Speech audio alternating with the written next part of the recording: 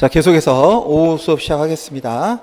그럼 15-3번 같은 경우는 이거 변호사 시험 쪽에 쭉 나왔던 토지개발 허가 잘 알아두세요. 그건 이제 실행 착수가, 이행 착수가 아니라는 거 꼭 좀 기억하시고, 그 다음에 16번의 과실 기속 문제는요, 이게 3회 때 시험으로 나왔었잖아요. 그래서 좀 오래되긴 했는데, 과실 기속 문제는 주제 자체가 좀 어려워요. 깊게 들어가면. 다 무시하시고, 그 프린트 정리해 놓은 거 있잖아요. 그 예전에 나눠줘도 프린트 좀 뺀 거야. 이것저것 빼가지고 무조건 한 페이지에 맞춰놨으니까, 이것만 좀 기억해 두세요. 일단, 인도를 기준으로 한다는 거잖아요. 인도 전은 매도인이, 인도 후는 매수인이. 인도 전도 두 개로 나누죠. 대금 완납 전, 대금 완납 후. 그렇죠. 2번, 3번은 묶어보실래요? 대금 완납 전. 매도인의 이행 지체가 있더라도, 또는 매수인의 대금 지급 지체에 있더라도 상관없습니다.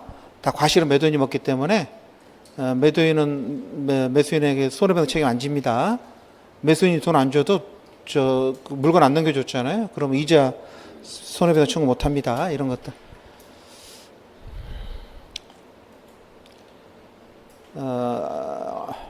확률로 보면 계약금보다는 더 떨어지는 것 같아요. 17번 대금 지급 의무 B급이죠. 중요해서 내는 게 아니라 그냥 채점하기 편해서 내는 건데 내면 걸고 4번 대금 지급 거절권이죠. 이건 불안항변권하고 똑같은 겁니다. 다음 불안항변권은 쌍무계약 전체에 적용되는 거고 이쪽은 이제 매매계약에 적용되는 건데 의의만 형광펜 외우세요. 의의를 외우셔야 됩니다. 불안항변권은 선여행 의무자가 먼저 이행하게 되면 상대방의 이행이 곤란할 사유가 있을 때 하는 거고 얘는 언제 하는 겁니까? 매매 목적물에 대해서 권리를 주장한 자가 있을 때, 그래서 권리를 잃을 염려가 있을 때, 이렇게 어차피 같은 개념인데 쓰는 표현이 좀 다르니까 얘는 의의만 써도 돼요. 의의만 쓰면 나머지는 다 쑥 지나가는 거죠. 안중형을 열심히 할 필요 없습니다. 18번 담보 책임은요 하셔야 됩니다. 담보 책임을 해마다 계속 내지만 저도 모의고사 자주 내는 이유가 채점하기 편하거든. 목차가 전형적이어서. 그래서 담보 책임은 뻔하죠. 전부 타인 권리 매매, 일부 타인 권리 매매, 수량 부조, 제한 물권의 의한 제한, 그 다음에 저당권 행사, 특정물, 종류물, 그렇죠. 뭐 경매도 있고, 채권 매매도 있는데, 이게 시험에 낼 것 같지는 않아요. 굳이 나오면 경매가 하나 나올 수 있는데, 뭐 케이스로 내기에는 뭐 쓸 게 없어요. 쓸 게 없어가지고, 여기서만 시험이 2번 나왔죠. 전부 타인 권리 매매, 일부 타인 권리 매매 내용이 똑같기 때문에 안 내올 거고, 수량 부족하고 저당권 행사, 이 두 개가 확률이 제일 많습니다. 수량 부족이 나오면 다른 거 내비두고 이게 수량 지정 매매다. 그것만 일단 확인하셔야 돼. 실제 판례가 수량 지정을 인정한 판례 거의 없거든요. 그래서 아파트 분양계약 같은 거 이거 쓰시면 되고 손익 매수인에만 인정이 되죠. 권리가 대금감액, 해제 손해배상 이런 거. 저당권 행사는 시험에 내기 좋죠. 저당권 행사자 소유권 잃게 된 경우 어떤 문제가 나올까요? 저당권 안고 사는 경우, 피담보 채무 안고 사는 경우에는 담보 책임을 면제하거나 포기한 것이다. 이거 무조건 냅니다. 특정물 A2뿔 뭐가 나온다 그랬죠? 법률적 장애 땅 샀는데 그 건축허가 안 나오는 경우 그걸 왜 우리 시험에 안 내는지 그건 모든 시험에 다 나왔거든. 그래서 이게 무조건 이겁니다. 그래서 종류물은 최근에 뭐가 하나 나왔냐면은 그 BMW인가 애국 자동차 완전물 급부 청구권이 제한된다는 거. 공평원칙에 따라서 이게 앞에 계기판만 갈면 되는데 차를 전체 갈아달라고 그런 거야. 미친놈이죠? 그래서 인정 안 해준 게. 근데 그 시험에 내기 좀 뭐해? 나와도 아무도 안 틀리지. 그냥 권리 3개 쭉 쓴 다음에 공평원칙에서 제한되는 경우도 있다. 쓰는 거니까 별로 의미 없어요. 이거야, 이거. 법률적 장애. 특정물 매매. 법률적 장애. 또 하나 뭐 있었죠? 이거 2개 있었잖아. 시험에 나오면 첫 번째 법률적 장애 시험에 나올 수 있고요. 한 문제 더 제가 마지막 날 강의했던 거 기억나세요? 폐기물 처리, 폐기물 매립하는 거. 기억나시죠? 굉장히 중요합니다. 폐기물. 요 둘 중에 하나 무조건 시험에 나올 겁니다. 왜? 둘 다 시험에 안 나왔어. 여러분 땅에다 폐기물 묻어있으면 하자야 아니야? 일단 땅은 특정물이죠. 땅은 종류물이 없잖아. 지구의 땅은 다 다르니까. 특정물인데 그러면 내가 폐기물이 묻은 땅을 산 거야. 그럼 매수인이 뭘 물어봐야 돼요? 담보책임 주장해야 될 거예요. 매도인은 지가 묻었다 소리 안 하거든. 매도인이 지가 묻었다면요. 채무이행 책임도 돼요. 근데 매도인은 지가 묻었다 소리 안 할 거 아닙니까? 그게 왜 거기 있나 이렇게 말할 거 아니야. 그렇죠. 자기 이름이 써져 있는 편지 봉투가 나와도 거짓말 할 겁니다. 그게 왜 거기 있지 이럴 거라고. 그랬을 때 하자가 있는 거죠. 그렇잖아. 객관적 하자가 있는 거지. 땅에 폐기물 있으면 안 되는 거니까. 그럼 담보책임 모를 수 있잖아. 조심하시고 뭘 조심하라 폐기물 같은 경우에는 제척기간, 행사 기간이 이제 그 손해배상 청구할 때는 중복 적용된다 그랬잖아. 그 문제 하나 물어볼 거고, 그게 변호사 시험 문제야. 좀 쉽게나 뭐 물어본다고? 그냥 담보 책임하고 책임은행 책임 뭐 한다? 경합한다. 매도인이 묻었다면 담보 책임도 물을 수 있고 책임은행 책임 물을 수. 제가 시험에는 저는 그거 냅니다. 둘째는 무조건 냅니다. 라고 강조했어요. 나와줘야 되는데 이렇게 강조했으면 그래야 제가 기분이 좋은데. 자, 책으로 보시면 권리하자. 여러분이 하시면 되겠죠. 이런 거 뭐 특히 전일 다 정리해놨어. 넘기셔서 수량부족, 그 다음에 저당권 행사, 저당권 행사 별표, 저당권 행사, 수량부족 두 개 중에 수량부족은 생각해보면 쓸 말이 없어요. 그래서 시험에 나온다면 저당권 행사 나올 거고, 여러분 저당권 행사 발록 73페이지 보시면 저당권 행사 말고 또 하나 더 있죠. 하나가 뭐 있어요? 가등기, 본등기 된 거. 또 하나 뭐 있습니까? 가압류, 본압류 된 거. 가등기, 본등기 된 게 변호사 모의 시험에 나왔어. 변호사 시험은 저당권 행사를 안 내고 뭘 냈다고요? 가등기 됐는데 본등기 돼가지고 소유권 잃게 된 경우였거든. 576조입니다. 70조가 아니라는 거야. 전부 타인 권리 매매가 아니라 76조가 적용되는데 그게 변호사 시험 모의고사 나왔었고요. 그 다음에 우리 시험에 넘겨보시면 넘기셔서 74페이지 위에서 6째 줄임, 10째 줄임이니까 책임 배제, 인수한 경우 매수인이 저당권의 피담보 채무나 담보 채무를 인수한 경우에는 담보 채무 물을 수 없다. 담보 채무를 면제 중으로 포기한 본다 그랬죠. 그럼 18사시 1번, 2번, 3번은요. 책에 우리 봤던 하나는 예를 써놓은 거 있잖아. 그래서 새로 할 거 없고 쭉쭉 다 보세요. 다 이것저것 간단하게 써놨어. 자세히 쓸 필요 없어서 읽어보시면 되고 쭉 넘기셔서 18대 7번 보시면 경합 문제 있잖아요. 경합 문제에서 뭘 보셔야 됩니까, 여러분? 2번, 사례 2번. 사례 두 번째, 죄송합니다. 사례 두 번째가 아니라 그 오른쪽에 사례 세 번째. 인수한 경우 안고 살 때는 면제해 주거나 포기를 요거죠. 요거 하나 시험에 나올 수 있는 거죠. 저당권 하면 요거 나올 겁니다. 사례 3번. 담보채무 부담 안 한다는 거. 됐어요. 넘기셔서 특정물 매매에서는 그 시험에 나올 것은 중간에 법률제장에 동그라미 3번. 공장 지으려고 샀는데 하천 구역에서 공장을 못 짓는다. 우리 판례는 건축 목적으로 샀는데 건축허가가 안 나온다는 거. 이걸 물건의 하자로 봅니다. 580조 특정물 매매 담보 책임을 주장해가지고 해지하고 손해배상 할 수 있죠. 폐기물체로도 올라갑니다. 폐기물 매립도 올라간다.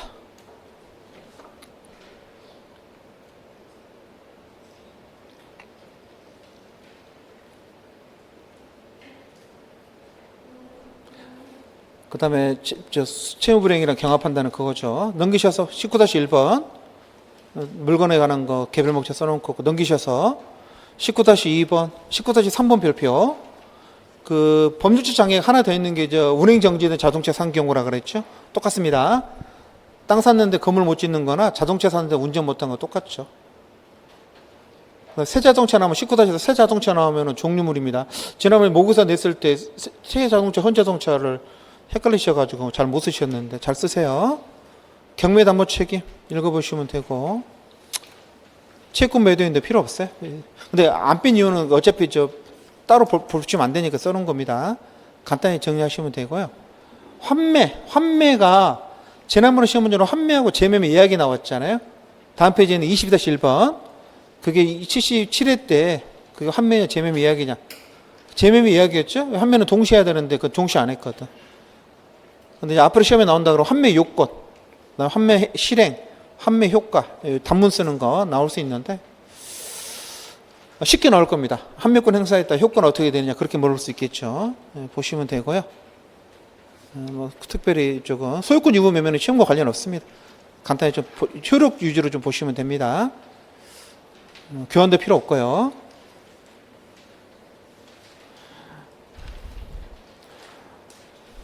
가만있어 봐. 이거 책이 왜 목차가 이렇게 돼 있지? 그 여러분 95페이지에 매매에서 과실교속은 중복됐네. 왜 이랬지? 아 죄송합니다. 네, 이건 한번 더 보라는 소리인가요? 네. 매수인 17번까지 두 개가 중복되어 있네요.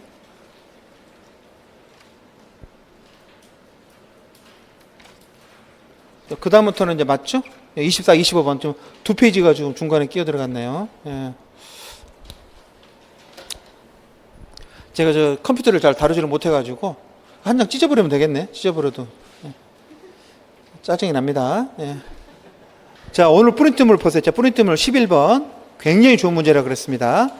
이런 문제는요, 자꾸 이렇게 요한복음 3장 16절처럼 계속 말씀을 묵상을 하셔야 됩니다. 보고 또 보고 보고 또 보고. 답안지도 제가 정리해가지고 좀 간단하게 써놨어요. 여러분 쓸 수 있도록. 본무사 시험에 가끔 보면 좋은 문제가 있어요. 엉터리 문제도 많은데 이 문제는 진짜 좋은 문제입니다.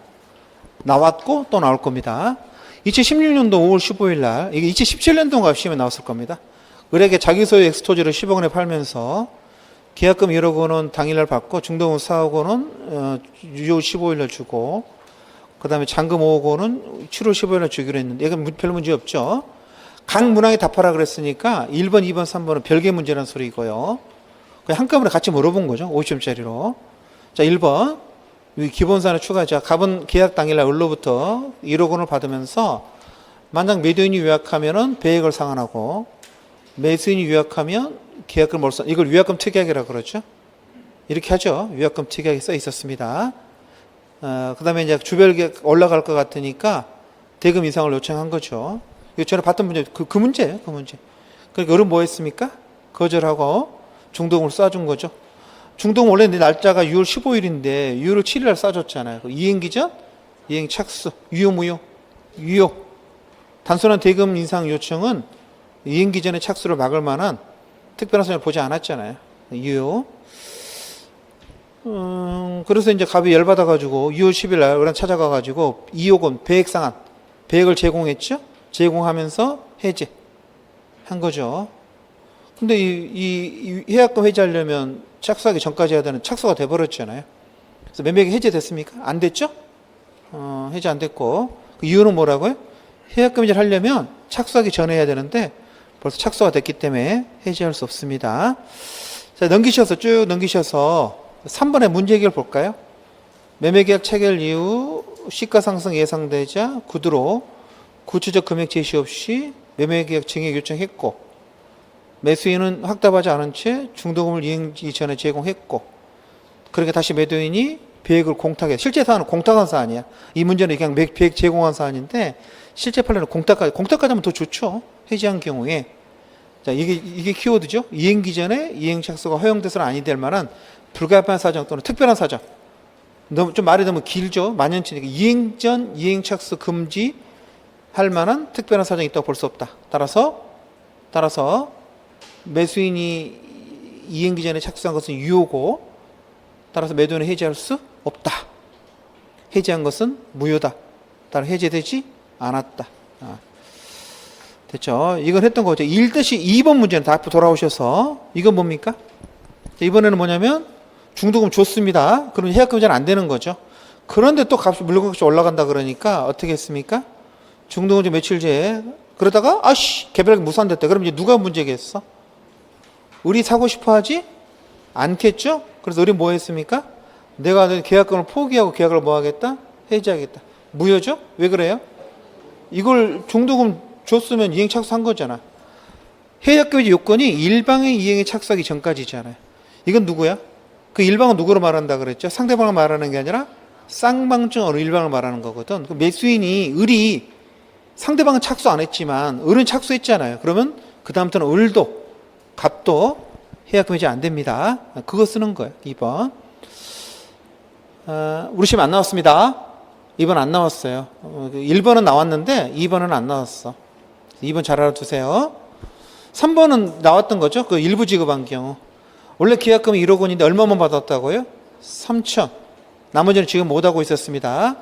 그 와중에 갑은 A로부터 X 토지를 10여억에 매수했다는 제안을 받자 을한테 뭐라 그랬습니까? 3천만 원 배액인 6천만 원을 제공하면서 매매계약을 뭐 하겠다? 해지하는 의사표시를 했어요. 근데 제가 이거 설명을 또 안 들을 수가 없는데, 여러분 일부만 지급한 경우에는 우리 좀 전에 기억나죠? 해약금이 이제 된다 그래서 안 된다 그랬어? 안 된다 그랬잖아. 설사 할 수 있다 하더라도 해약금의 기준은 실제 교부받은 계약금이 아니라 약정 계약금이니까 약정 계약금의 배액을 상환해서 해지할 수 있다 이렇게 쓰라 그랬잖아. 근데 어떤 분이 뭐라고 말씀하시냐면은 이 3천만 원만 지금 주고 7천만 원을 나중에 주기로 약속을 한 거잖아. 그렇죠? 그럼 3천 줬어, 안 줬어?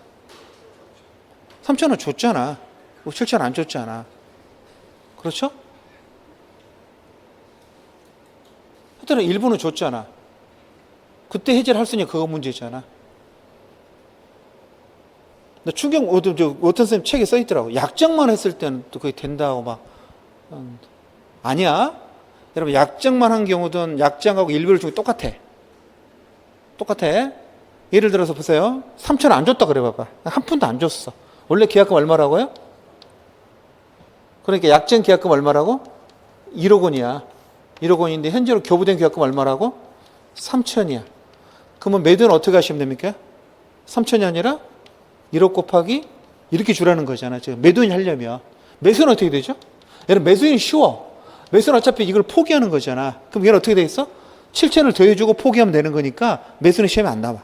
매수는 당연히 원래대로 7천을 주면은 자기는 다 준 게 되는 거기 때문에 원칙대로 돌아가는 거라고. 요물계약으로. 그래서 절대 매수는 시험에 안 납니다. 매도인 시험에 나올 거야. 만약 예를 들어서 매도인 이번에 해볼게요. 하나도 교부 안 했어. 영혼이야. 영혼이야. 그럼 어떻게 될까? 약속만 한 거야. 약속만 했어. 그럼 매도인이 해지하고 싶어. 그럼 매도를 얼마 줘야 되는 거야, 여러분?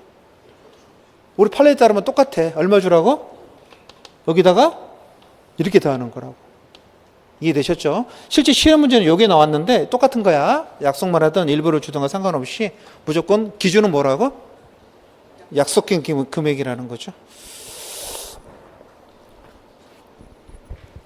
고등 부분은 어디 뭐라 그러냐면 계약금 안 줬어요?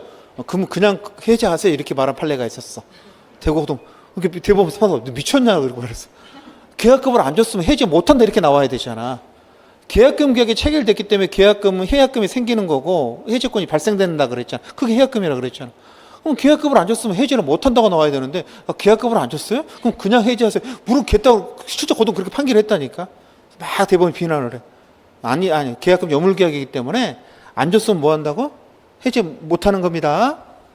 계약은 지켜줘야 한다는 거예요. 근데 하려고 그러면 어떻게 한다고? 이렇게 하라는 거지. 실제 사안은 밑에 사안이 아니라 위에 사안이라 그랬어요. 그래서 맨날 이것만 나오는 거야.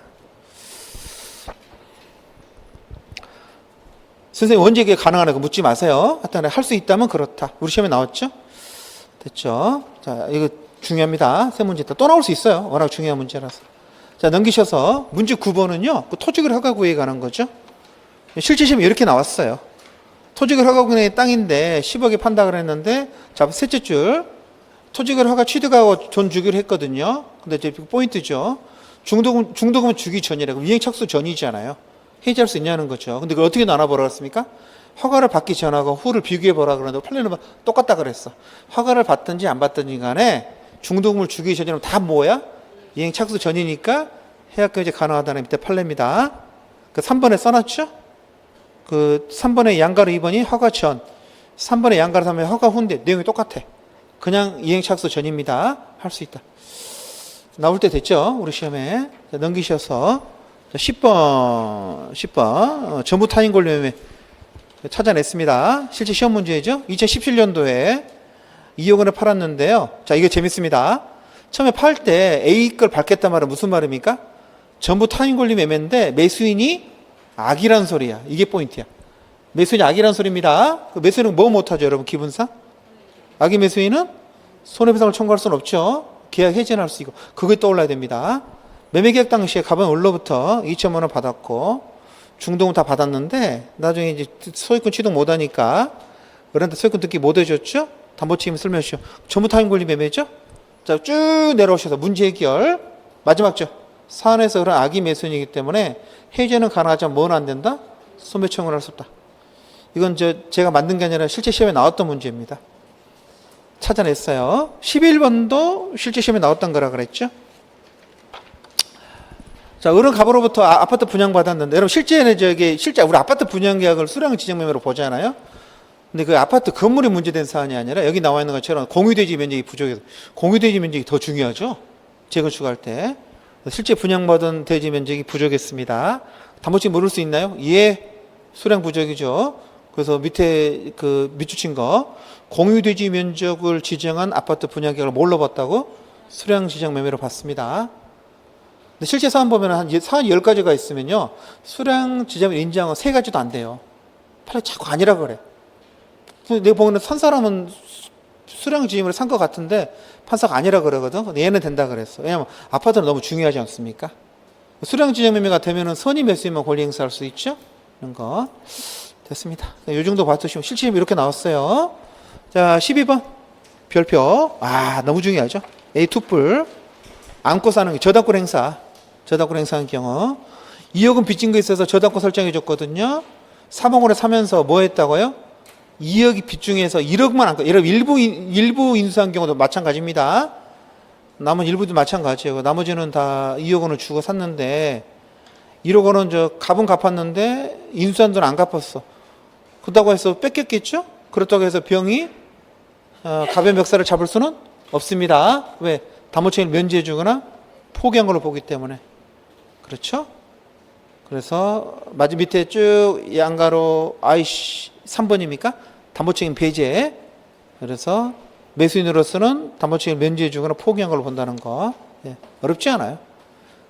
그 다음에 13번은요, 이건 저 공장 건설 목적으로 땅 샀는데 뭐 한 거지? 하청 구역에도 공장 못 짓는 거. 법률주장이죠?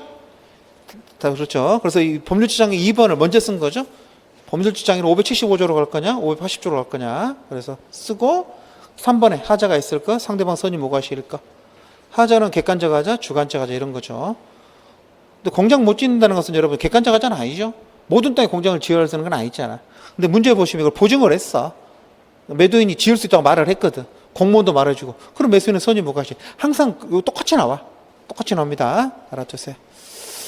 했던 것들이니까 뭐 굳이 열심히 할 필요 없을 것 같고. 자, 됐습니다. 그래서 13번까지 다 정리했습니다.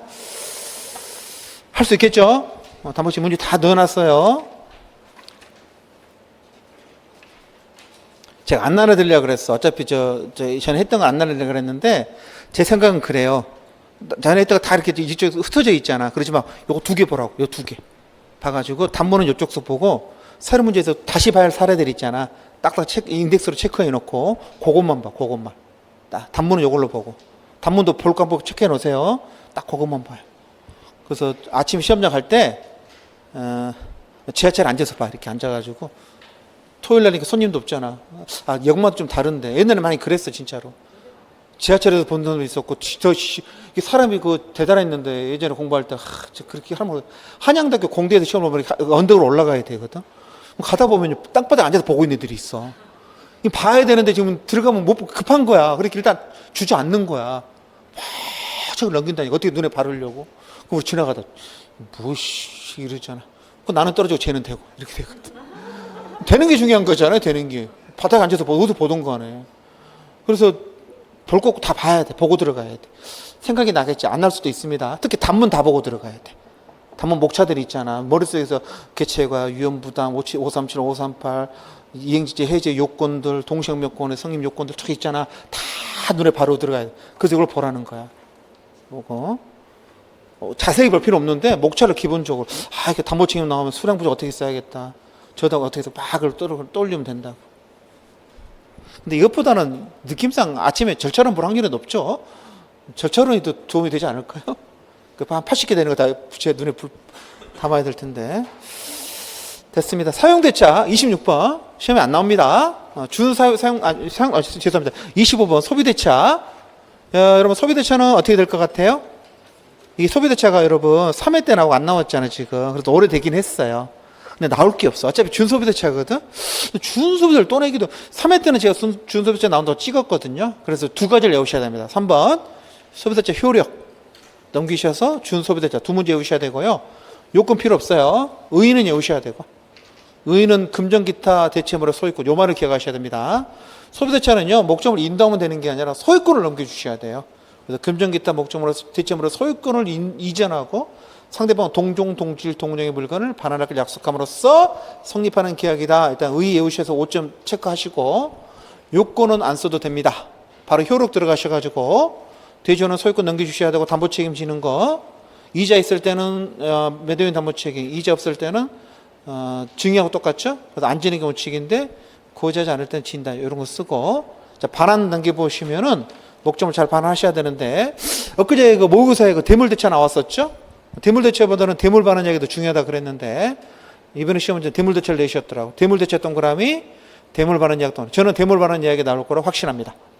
대물대차 뜻이 뭐라 그러세요? 금전 대신 물건 대차예요. 금전 대신에 뭘 빌려줬다고? 물건으로 빌려줬다는 거죠. 돈을 1억 원을 빌렸는데 상대방이 뭐라 그래? 매도인이 뭐라 그래? 대주가 뭐라 그래요? 돈 받으러 오래 송금을 안 해주고 갔더니 뭘 줍니까, 여러분? 그림을 주는 거예요. 그림을. 유명하신 화가분이 쓰신 그림이래. 현재 시장가가 1억 정도 할 거래. 그러니까 팔아가지고 1억 네가 쓰고 나중에 갚을 때 1억 2천 갚으라는 거야.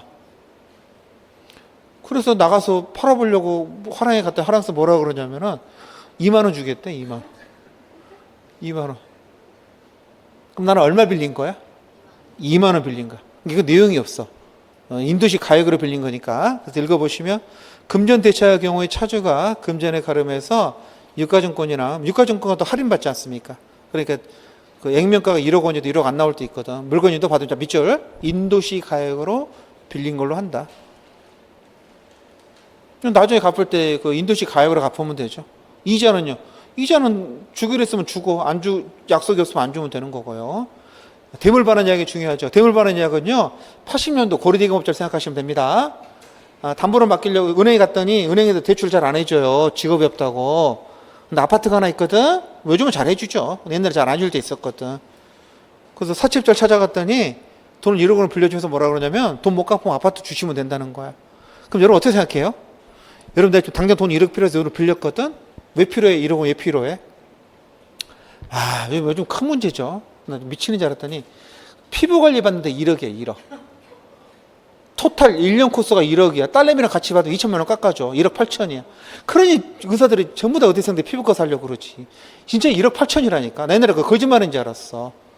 예전에 그런 사건이 있었거든. 피부 관리 1억 8천이라서 뭐 거짓말할 때 진짜 1억 8천이더라고. 그것도 2천만 원 깎아준 거야. 울세라니 뭔 해가지고 돈이 엄청 들어가는데. 나 한 게 그 모양이야. 했는데.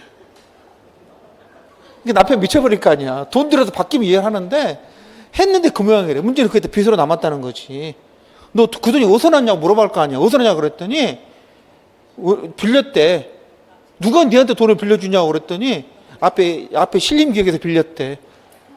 신림기획 뭐 하는데 소규모 금융업자래.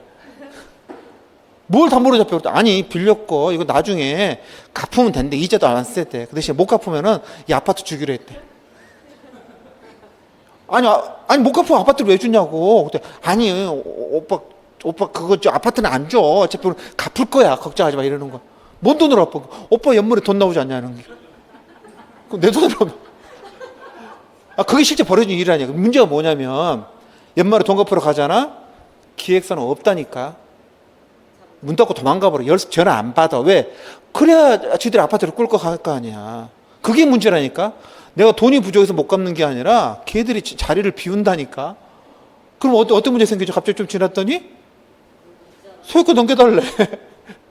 날라온다니까. 소장 날라온다니까요. 돈 못 갚았으니까 날짜 어겼으니까 소유권 그럼 내가 뭐라 그러니까 여러분? 아니 나는 돈 갚으러 갔는데. 그럼 멍청한 사람이면 그때 공탁하시면 되거든. 공탁하면 돼. 공탁하면 되는데 그 생각 못 한다고. 일반 사람들 법을 모르니까. 없네. 안 계시네. 내일 계실라나? 내일도 없어. 그래서 뺏기는 거라고. 그래서 이게 하도 많아가지고 그 다음에 법을 만든 거예요. 근데 법을 만들기 전까지는 가담법을 만들었거든요. 만들기 전까지는 이걸로 규제했어요. 읽어볼게요. 일단 돈을 빌렸어. 근데 갚을 때 뭘로 갚아요? 대물. 아파트로 갚는 거야. 반환입니다. 빌리는 걸 아파트로 빌린 게 아니라 돈은 그냥 돈을 빌린 거야. 갚을 때 아파트로 갚는 거죠. 근데 차용물에 가름해서 다른 그걸 대물 반환 이야기라 그래. 또는 대물 변제 이야기 그러기도 해요. 실제 대물 변제 이야기라는 말도 많이 쓰죠. 자, 꼭 외우세요. 예약 당시 가액입니다. 갚을 당시 가격, 예약 당시 아파트 가격이 2억인데 빌린 돈이 1억이야. 이자를 토탈 계산해보니까 2천만 원. 넘으면 안 된대요. 보통 넘죠. 그러면 위반한 거잖아요. 차주에게 불리한 건 효력이 없다 뜻이 뭐라 그랬어요? 이게 전부무효설, 일부무효설, 청산 요구설, 견해들이 있는데 청산 요구설이 우리 판례 입장입니다. 그래서 판례는 뭐라 그러냐면 위반했잖아요. 그 뭐 하라고? 청산하라 하십니다. 양도담보 청산하거든? 이것도 마찬가지라는 거야. 청산을 전제로 양도담보 설정을 약속한 걸로 본다는 거죠. 자, 정리하면 이렇게 됩니다. 상식으로 정리. 요즘은 잘 안 하죠? 은행이 잘 빌려주니까. 자, 돈을 빌렸죠? 금전 소비대차입니다. 빌렸죠? 그리고 뭐를 했다고? 못 갚으면 아파트로 갖기로 대물 반환 예약을 했어요. 예약을 했죠? 여러분 몇 가지 하면요, 이게 607조가 적용됩니다. 그래서 위반하면 무효다, 청산한다, 그렇게 돼 있죠? 여기 적용되는데 문제가 뭐냐면 잘 보세요. 이거 하고 이거 했잖아. 그 다음에다 뭐를 하면은 가등기 할 수 있어. 여기다 뭐 할 수 있다고? 소유권 이전 등기도 할 수 있어. 이게 참 옛날에 이거 많이 했죠.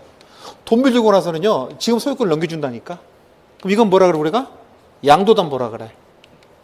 이렇게 하면은 형식은 양도잖아. 소유권 이전이 두 글자로 양도거든. 실제는 뭐야? 돈 빌리고 담보 잡힌 거지. 이걸 우리가 뭐라 그래요? 가등기 담보라 그런다고. 요 두 가지가 되면은 이게 이제 가담법이 적용돼. 가등기 담보등이라는 법이 있거든. 그게 적용돼서 여기서 뭘 요구한다고 여러분? 여기서 청산하라 그래. 네가 청산해야지만이 니게 된다 그렇게 말하거든. 네가 2억 빌려주고 아파트 2억짜리 넘겨받았잖아. 그렇다고 니게 아니야. 차익을 돌려줘야 니게 된다는 거야. 청산하라. 이것도 마찬가지야. 가등기 다 본등기 해야 되잖아. 청산해야 본등기 준다고. 지금은 이게 재미가 없어졌다니까. 이거 전까지는 여기서 뭐라 그런다고? 똑같이 본다고. 여기도 뭐라 그래? 판례가 청산하라 그러다. 이거 청산하라 그러잖아. 여기도 청산하라 그래. 재미가 하나도 없어졌습니다. 근데 법이 그렇다는 거지 뭐. 전화 걸어서 청산하라 그러면 그 사람들이 예, 청산해 드려야죠. 그렇게 나오나?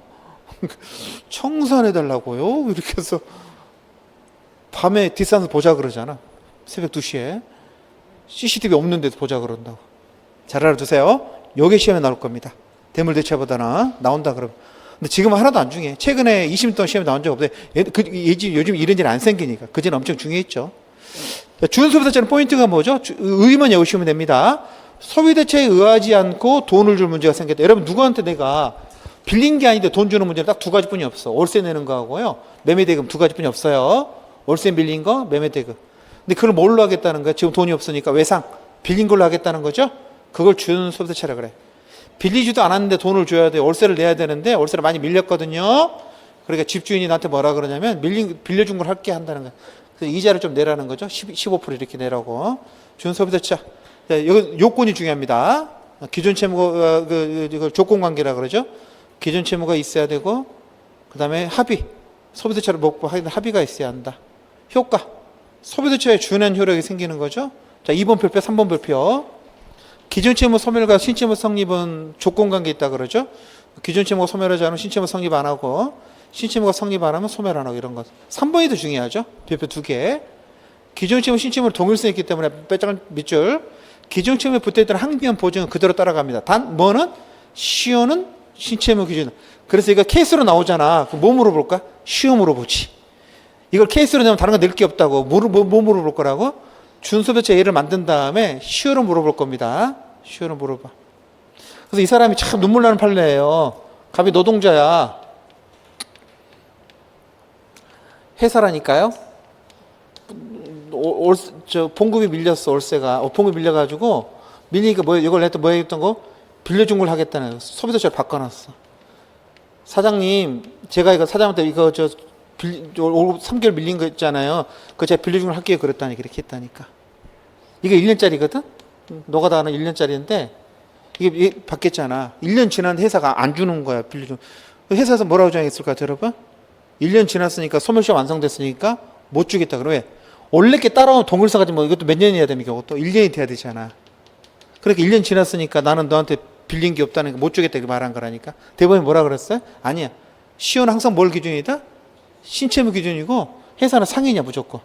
그럼 상사채무 몇 년이죠? 상사는 무조건 5년이잖아. 그래서 5년 동안 갚아야 한다 이렇게 말했습니다. 그것뿐이 없어요. 시험에 나올 거. 자, 넘기세요. 사용대차는 시험과 관련 없습니다. 사용대차는 그 조문을 몇 개 쓰는 거니까 좀 보시고. 그래도 안 뺐어요. 빼면 또 보고 싶어 하시니까. 자, 존속기가 1회 때 나오고 10년을 쉬었습니다. 존속기한 1회 때 나오고 10년 쉬었습니다. 시험에 존속기가 나오면 딱 두 가지입니다. 기간을 정한 경우, 안 정한 경우. 기간 정한 경우는요, 최단기, 최장기, 갱신 세 가지를 써야 돼. 갱신은 기간 정하는 경우에 들어갑니다. 최장기자는 옛날에 원칙 20년 지금 없어졌어요. 물어볼게요, 여러분. 영구 무한으로 임대차 할 수 있을까 없을까? 내가 땅이 좀 갖고 있는데 딸내미가 남자친구를 데리고 왔어. 마음에 들어.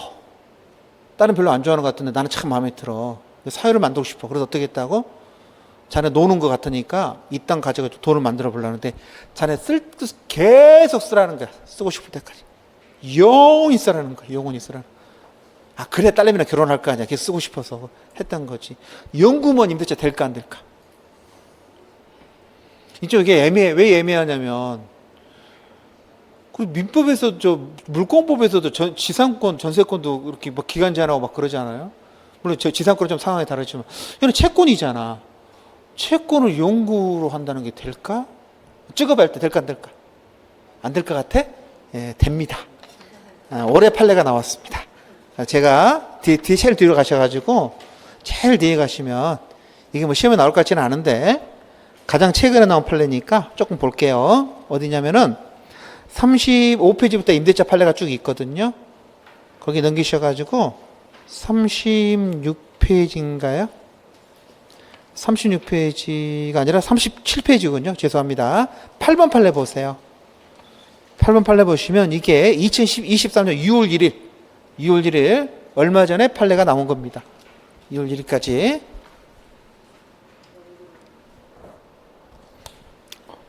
뭐 6월 1일 판례가 시험에 나오진 않겠지만 연구만 읽어볼게요. 8번. 임대차 기간을 연구로 정한 임대차 계약이 허용됩니까? 이에 원칙적 적극이잖아. 적극입니다. 적극은 긍정이라는 소리죠. 그럼 임차인이 여러분 내가 지금 연구 뭐 하나로 쓰는데 임차인이 자기가 연구 쓰는 권리 포기할 수 있는데 막을 이유 뭐 있어. 지가 안 쓰겠다는데 평행감도 타기 싫으면 그만이지. 적극. 그럼 어떻게 되겠습니까? 임대차 계약은 임대인에게 이제 뭘로 바뀌는 거야?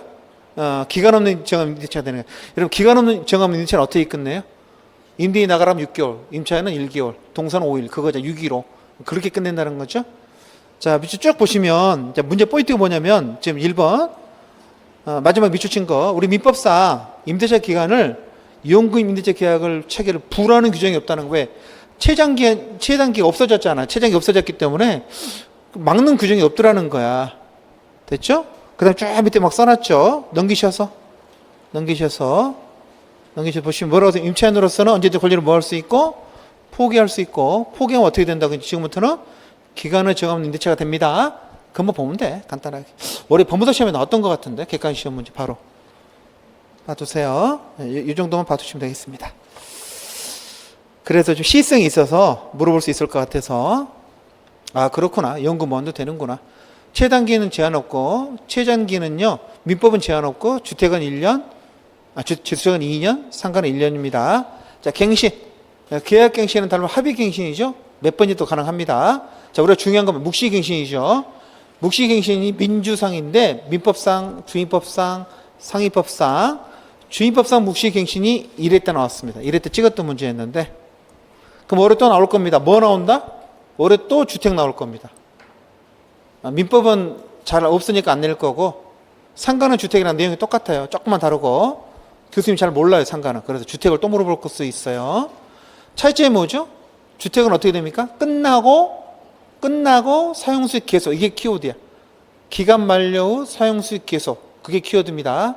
근데 임대인이 아무 소리 안 한다. 그러면 동일 조건 다시 임대차항으로 본다. 주택은 어떻게 되죠? 끝나기 6개월 전부터 2개월 전 사이에서 갱신 거절 통지, 조건 변경 통지를 안 하잖아요. 그러면 동일 조건 다시 임대차항으로 봅니다. 됐죠? 임차인도 마찬가지죠. 임차인도 2달 전까지 나간다는 소리 안 하시면은 동일 조건 다시 임대차항으로 봅니다. 단 기간은 동일 조건이 아니라 무조건 2년으로 못을 박았죠. 2년으로 봅니다. 그 민법에서는 기간 안 정한 걸 보거든요. 근데는 안 정한 게 아니라 2년으로 봅니다. 좀 달라요. 구조가. 그러더라도 임차인이 나간다고 원하시면 나갈 수 있습니다. 그 효과는 언제 생겨요? 3개월 뒤에 생깁니다. 민법을 또 물어볼 것 같아요. 상가는 뭐가 차이가 난다 그랬죠? 상가는 임대 입장에서는요, 2달 전까지 나가달라, 갱신 거절 통지, 월세 올려달라, 조건 변경 통지를 안 하잖아요. 그럼 동일 조건 다시 밑에 참고로 보는데, 임차에는 그런 제한이 없어요. 그래서 임차에는 2달 전까지 말 안 해도 됩니다. 묵시갱신되기 전날까지만 말하고 나가시면 돼요. 전날까지 말 안 하면 그 다음날 갱신되는 거죠.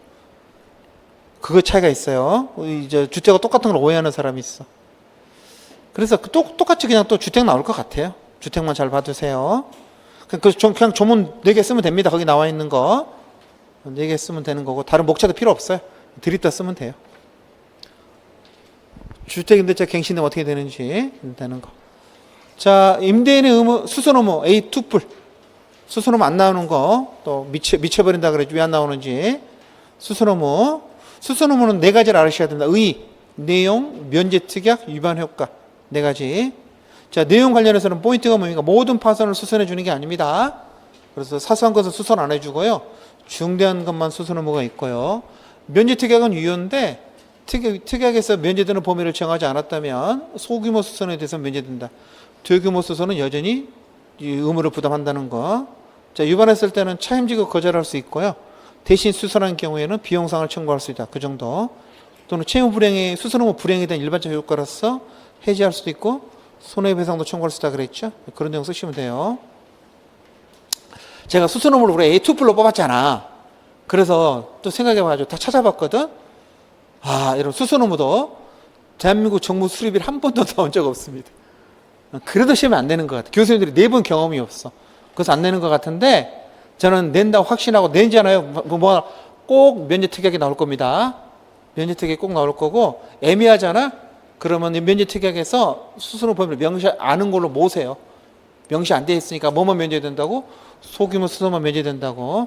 방통대 교재에 그렇게 나와 있더라고. 문제를 찾아보니까. 거기서 유일하게 봤어. 다른 데 한 군데도 없어. 자, 민법책을 300권이 넘게 갖고 있는데, 방통대 채권 강론 교재 교수님이 수선 의무에 관한 사례 문제를 만들어 놓으셨는데, 수선 의무 범위를 명시하지 않았기 때문에 소규모 수선만 면제되고 대규모는 여전히 진다는 문제가 있었어요. 문제가 수선 의무를 지는가 이렇게 물어봤거든요. 진다는 거죠. 명시 안 됐으니까. 낼 겁니다. 그래서 제가 책에 지금 이게 여러분 사례 문제가 없는 거예요. 한 번도 나온 적이 없거든. 법원 승진 시험에서도 안 나왔어. 잘 봐두세요. 수선 의무에 관한 내용들. 자, 그 다음에 29번. 29번이, 자, 차임 지급도 안 중요하죠. 대금 지급도 안 중요하고, 차임 지급도 안 중요합니다. 그냥 그 목차 때문에 내는 거죠. 됐죠. 자, 여러분 차임 지급과 관련해서는 자, 2개만 외웁시다. 잘 안 외워지지만, 첫 번째 일부 멸실과 차임 감액 청구. 두 번째 경제사정 변동과 차임 증감 청구. 2가지 케이스 문제에서. 임차물의 이런 일부 멸실은요, 이게 수선 의무와도 관련이 있어요. 일부 멸실되면 수선해 줘야 되잖아. 임차인 과실 없이 멸실됐으니까 수선해 줘야 되는 임대인이 안 해주는 거야. 그 임차인은 뭐 할 수 있어요? 감액을 청구할 수 있어. 방이 2칸인데 한 칸에 지붕이 물이세요. 한 칸치 월세 깎아달라고 감액 청구할 수 있고, 식구가 많아가지고 방 한 칸 갖고는 도저히 목적 달성이 안 돼. 그러면 나간다고 할 수 있습니다. 그래서 어떤 교수님 책에는요, 수선 의무 위반 효과 요게 들어있어. 차임 감액 청구. 그래 가로 열고 627조 유추 적용 이렇게 쓰이죠. 수선 의무도 차임 감액 청구 가능하다. 요 조문을 가지고. 혹시 케이스 문제 나올 때 생각해 주시고, 두 번째는 경제사정 변동되면은 월세 올려달라 내려달라. 이것은 둘 다 됩니다. 올려달라 내려달라. 형성권이죠. 그래서 의사표시 도달하면 바로 효력 생깁니다. 서로 액수가 안 맞으면 법원에서 정해줄 거 아닙니까? 법원에서 판결 나올 때 올라가는 게 아니라 청구 시로 올라갑니다. 청구 시로. 청구했을 때 바로 올라간다는 거. 요 2개만 아시면 돼요. 케이스 나올 때. 다른 건 다 필요 없고요. 자, 됐고. 여기까지 보고 좀 쉬었다가 계속 보겠습니다.